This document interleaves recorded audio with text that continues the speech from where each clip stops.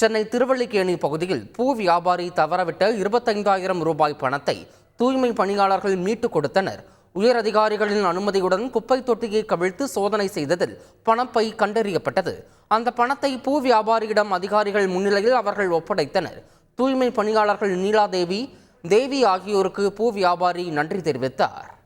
இந்தியாவின் முதல் கடல்சால் பல்கலைக்கழகமான அமட் மாணவர்கள் ஒரே நேரத்தில் 9,000 பேர் கண்தானம் செய்ய பதிவு செய்துள்ளனர். சென்னை காணத்தூரில் நடைபெற்ற நிகழ்ச்சியில் இது தொடர்பான பட்டியல் தமிழ்நாடு பார்வை இழப்பு தடுப்பு மாநில திட்ட அலுவலர் டாக்டர் சந்திரகுமாரிடம் ஒப்படைக்கப்பட்டது. மாணவர்கள், கொடையாளர்கள், பல்வேறு விதங்களில் உதவியவர்களுக்கு அரசு சான்றிதழ் வழங்கப்பட்டது.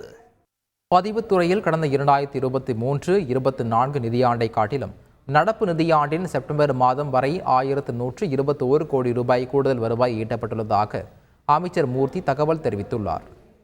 சென்னையில் அமைச்சர் மூர்த்தி தலைமையில் பதிவுத்துறை அதிகாரிகளுக்கான செப்டம்பர் மாதத்திற்கான பணத்திறன் ஆய்வுக் கூட்டம் நடைபெற்றது.